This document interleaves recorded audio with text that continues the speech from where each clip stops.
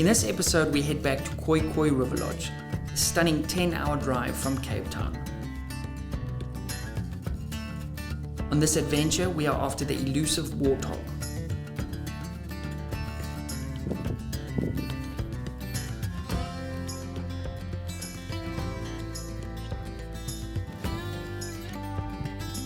We arrive on the property just in time to hit the heavy afternoon traffic.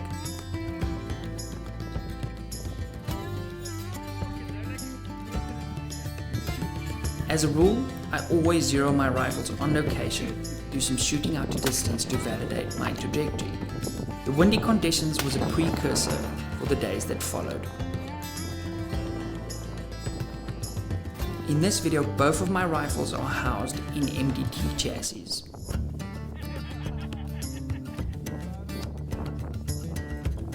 We settle into our home base for the next few days. The lodge is tucked away on the banks of the river. That evening we are greeted by the golden glow of the sun setting over the Orange River.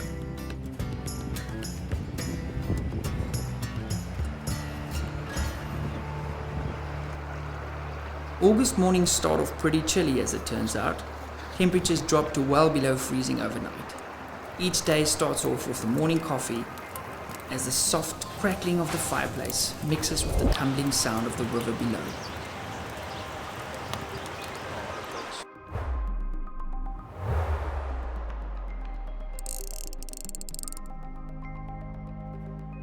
After breakfast, we head out on the Land Cruiser to get to the section of the property we'll be hunting today.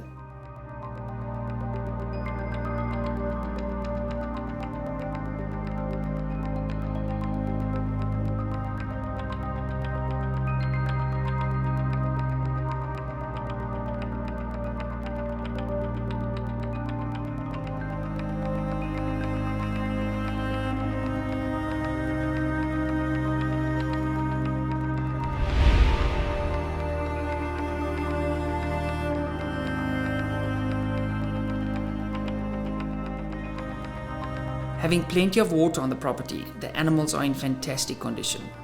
Not to mention the vast number of ducks and geese on the fields and dams.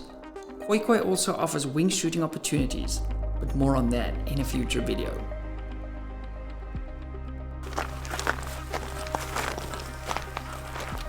Most of our days are spent walk and stalk hunting various sections of the property for larger antelope, but we are always alert for animals of opportunity.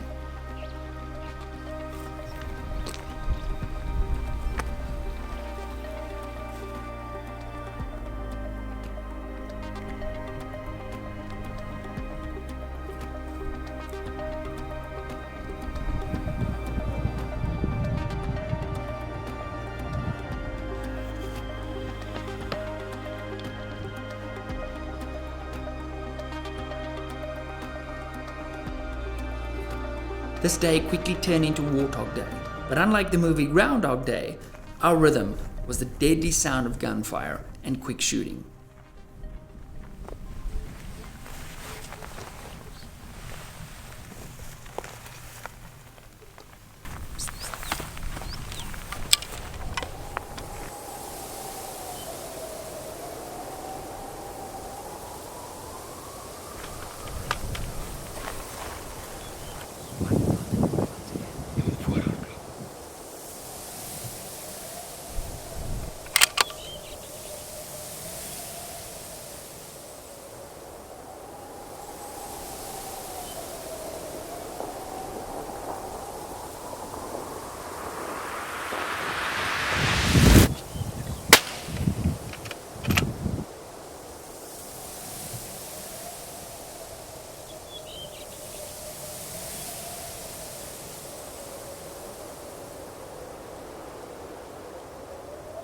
So guys, one of the coolest things about hunting in South Africa is oftentimes there's animals of opportunity.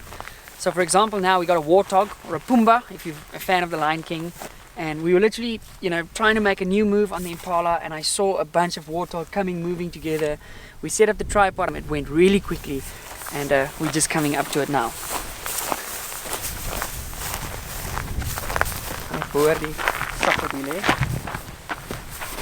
Oh, awesome. So it's a nice size sow.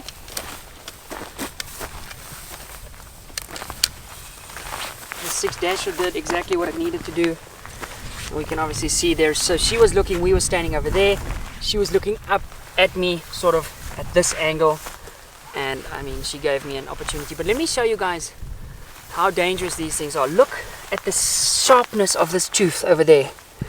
That thing is razor sharp, that little tip. And the back, it's ridiculous. So with these guys we make something called a cabernossi, or even some cheese grillers that we braai on the fire, and it's incredible. And a few years ago at Frontier I managed to get a few of these and I had a bunch of supply, but I've since then run out. So when I saw them I was like, yes baby, cheese grillers, here we go. Also that they do a ton of damage to, you know, the environment here. They basically like scuffle the whole veld, and you'll see big patches that it looks like a farmer's come through there with his plow. And how much? There was probably like, you know, close to 10 in their little group, so their population needs to be managed a little bit.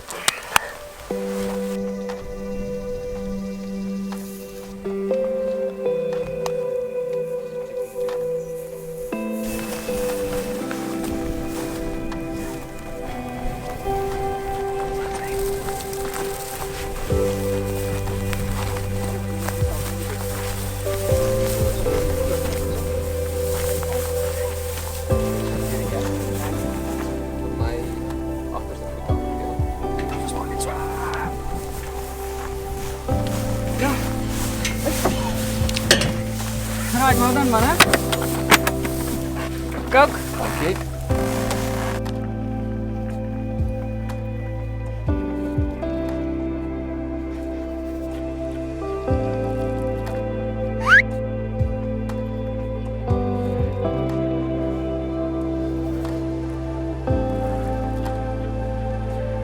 Skyline.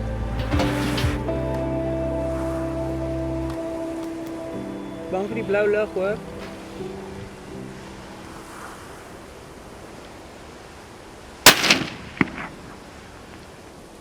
Goed. Beweeg, hy beweeg. Hy gaan nergens heen nie.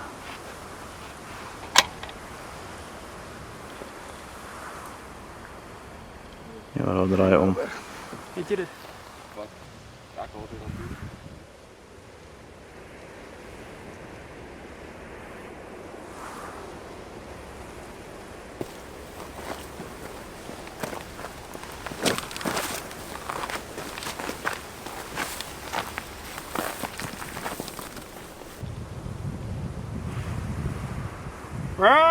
It seems like no matter where we go, groups of warthogs keep popping up.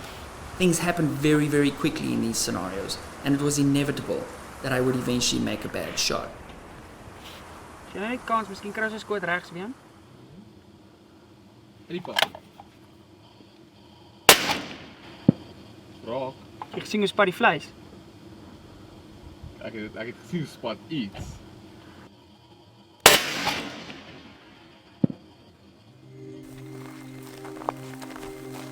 Now we had a wounded warthog to find in tall grass. A very dangerous situation.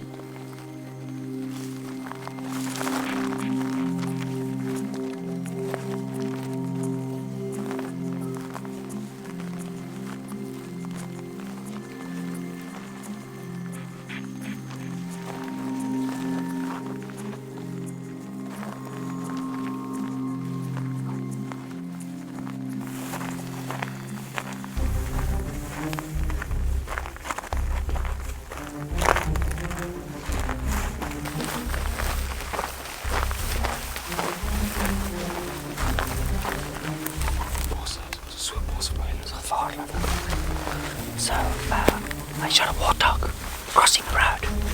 We saw the chunks of meat flying. We're on a blood trail now, but we showed you guys the tusks yesterday. They were mega dangerous, so that'll hurt us.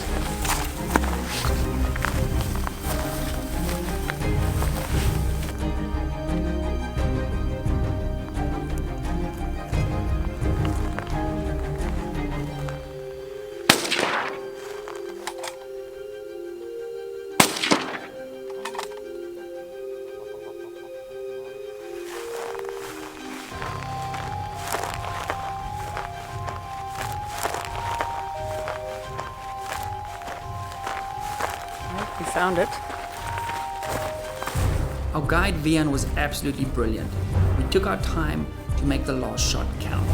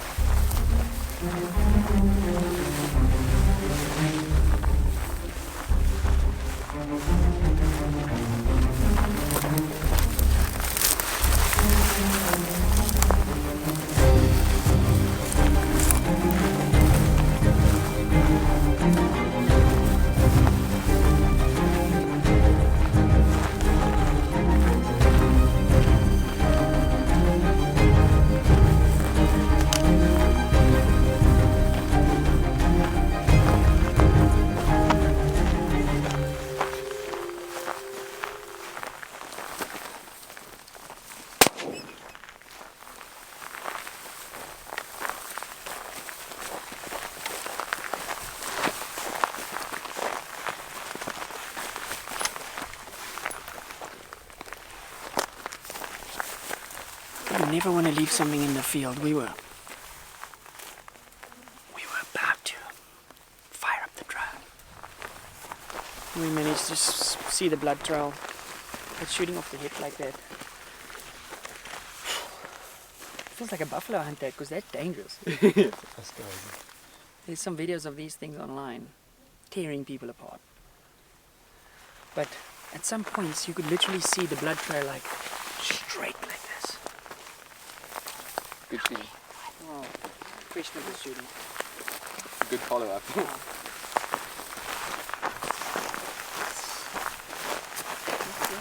Nee, dat is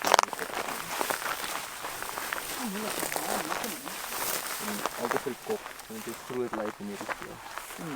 Ik ga nog van achter die blad skiet terwijl hij hardloop. Weet je hoekom nie? So guys, as we said earlier, these animals do an incredible amount of damage to the farms here. So the farmers want them just managed. I mean, it's a similar situation to the pigs in Texas. Probably not quite as severe, but it's bad. There's no leopards or anything here to manage their population, so the hunters manage their population. So as we saw them crossing the road, I was following the lead ones, hoping to get a shot. Vian said, the PH said, one in the road. As I panned for the road and as I pulled the trigger, he ran, and I hit him in the back, and we could see the meat flying through the air, so we knew it was quite a bad hit, but we saw no blood, like for a while, and then my brother picked up a little drop of blood, which turned into the biggest blood trail I've ever seen. At one point, we were walking, and you could literally see it was like somebody walked with a wet bag through these sort of types of grass. Found it here, and these things are very dangerous, and found it here. Shot it once, missed it. It's very difficult obviously when they're running and it's close. Next shot hit it there, and then I finished it off with a headshot.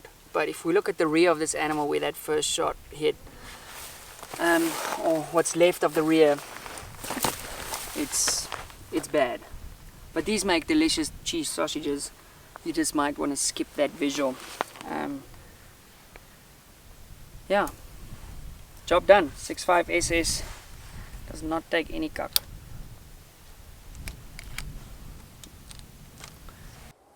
On our way back to the lodge, we made one last effort on a group of impala.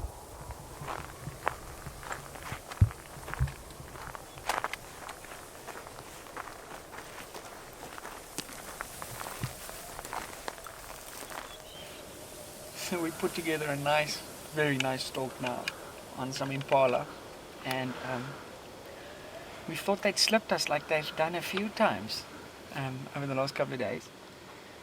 And they were 30 meters from us, just behind some thick brush. They popped out.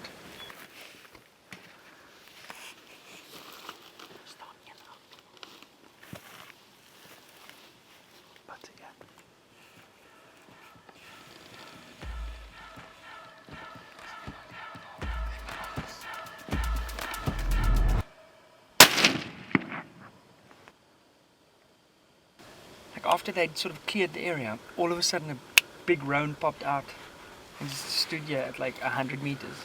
Shoot me. And then Vian was like, you guys bought enough tuners that I should shoot that roan. But I didn't. We've got self-control. But that was such a lekker stalk. So lekker to just come up the rocks and, you know, it's beautiful out here. That was awesome. Lekker.